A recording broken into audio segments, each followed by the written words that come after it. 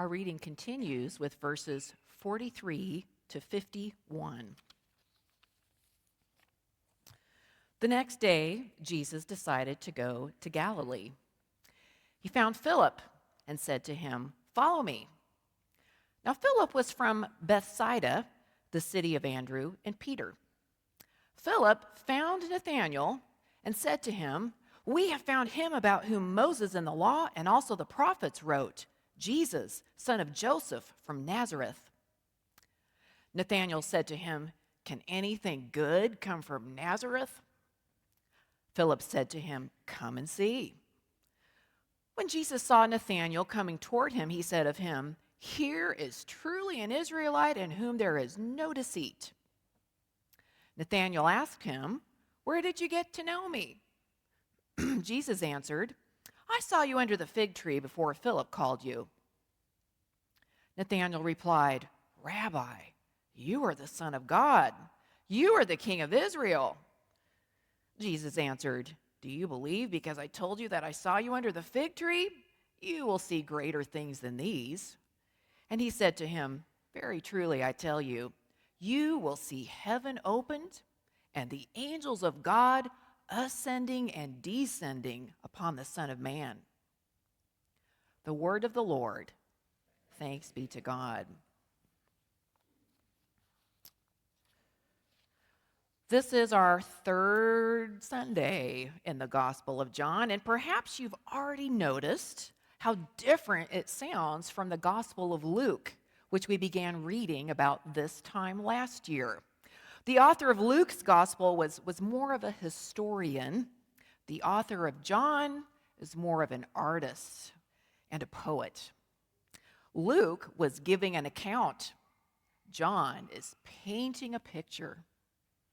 How wonderful to have these very different portraits of the same person, kind of like when you asked your grandpa to tell you about your dad when he was a little boy, and all of a sudden you get this whole new perspective on your dad that you never knew because you're seeing him through fresh eyes. And then you go and ask your aunt, your dad's little sister, to tell you some stories, and then you get another new perspective, a new way of seeing the same person. Well, last week, as we looked at John the Baptist and his uncompromising commitment to paving the way for the Messiah and pointing to him alone, I invited us to ponder three questions. They were, number one, how does your life right now point to Jesus? Number two, if you aren't pointing to Jesus right now, what's standing in the way? And number three, what can you do? What can we as a church do to point to Jesus more clearly in this new year? I'm still chewing on these myself. Well, this week we've got some more. If you were kind of hoping we'd have answers this week, well, questions are what help us stretch and grow. And just pick one of these. Our first question is the one Jesus asks the two young men who follow him. What are you looking for? Notice how the disciples who leave John the Baptist to follow Jesus do not directly answer the question. Maybe they didn't even know. What are you looking for? Do you know? Friday night, I went to bed and I woke up in the middle of the night. It was 2:38 a.m. with my mind going a mile a minute. Has that ever happened to you? I had so many thoughts racing through my head. I thought I would never fall back asleep. Perhaps you too have had nights like this where your brain does something like this.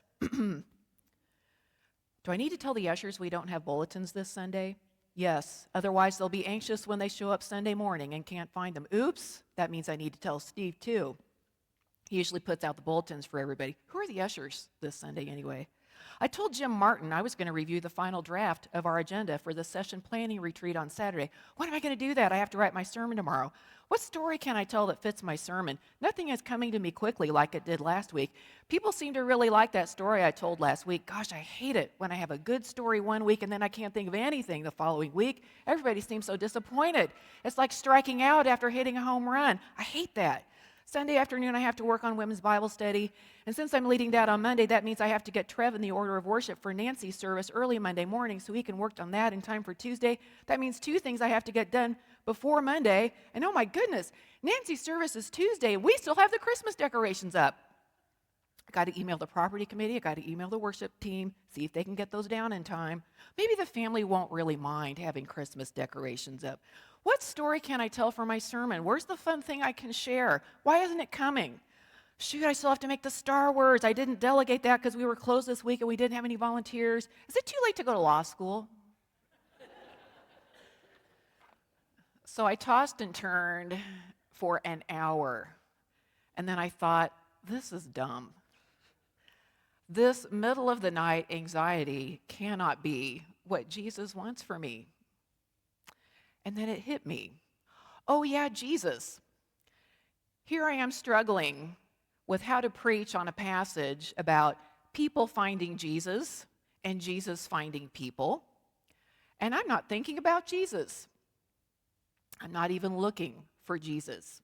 I am looking for peace of mind, security and stability, answers to problems, specifically the problem of how to keep the church alive and well and growing as if it's all up to me and me alone. I'm looking for ways to be creative and entrepreneurial and competent to complete tasks and fulfill obligations so I can feel good about myself.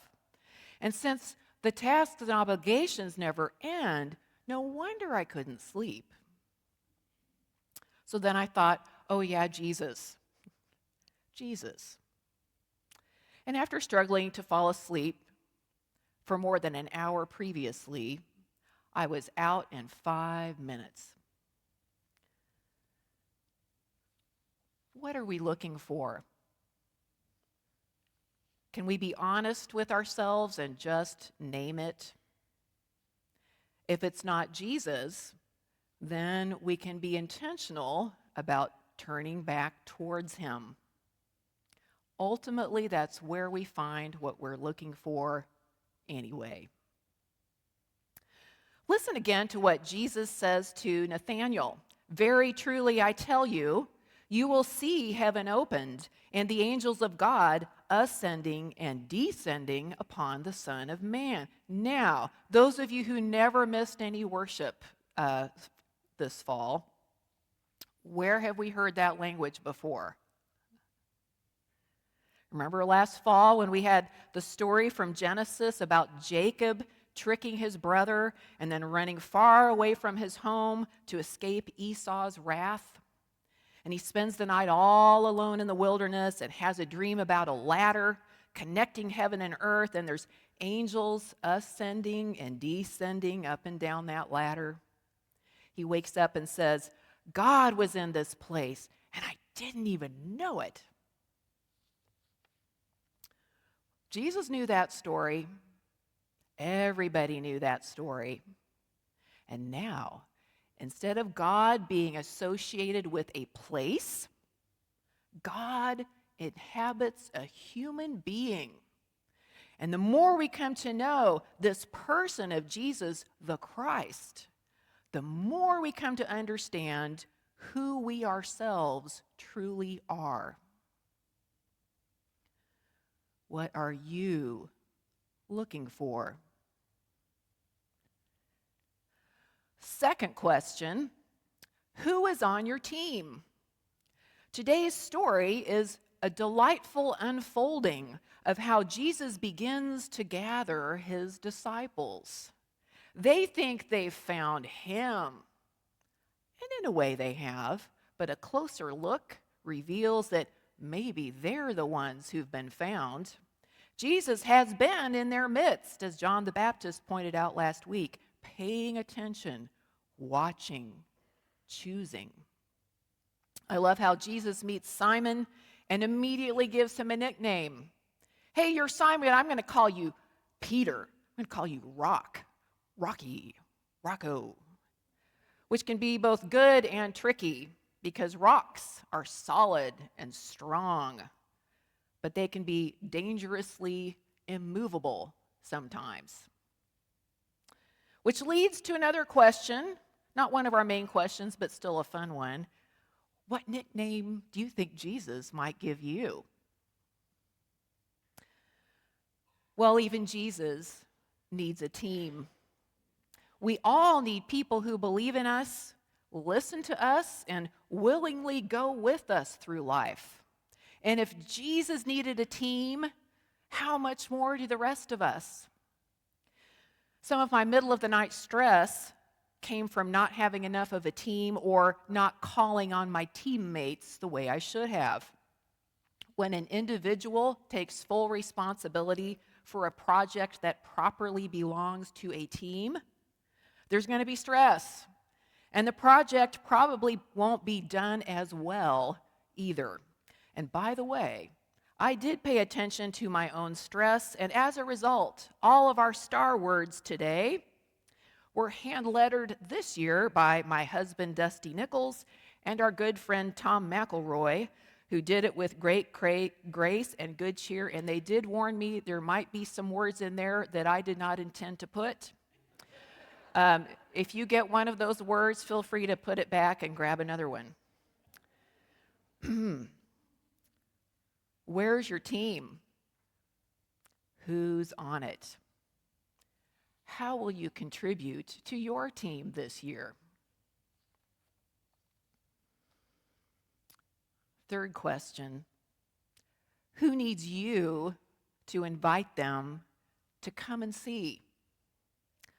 Like sales, evangelism is all about relationships. And nowhere do we see that more than in these vignettes from the first chapter of John's Gospel. Spreading the gospel involves invitation, not arguments. As Madeleine L'Engle once said, and I'm pretty sure this is the third time I've used this quote in a sermon, we draw people to Christ not by loudly discrediting what they believe, by telling them how wrong they are and how right we are, but by showing them a light that is so lovely that they want with all their hearts to know the source of it. I love how Nathanael blurts out, "Can anything good come from Nazareth?" We have a few Nathaniels in this church. And instead of trying to argue with him or convince him that yes, it can, Philip simply replies, "Come and see. See for yourself. Or not. Up to you." But he makes the invitation. It's not his job to impress or persuade, but he does bring him to meet Jesus. And can't we do that too? More than simply inviting someone to church, though that's always a lovely thing to do, inviting someone to come and see means showing them, sharing what Jesus has meant to you, how Jesus has touched and transformed your life. And if the person you invite says, that's their deal, not yours. But at least you've made the invitation.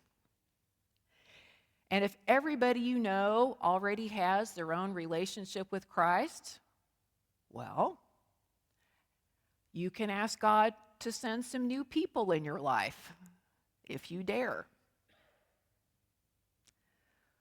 What are you looking for? Where's your team?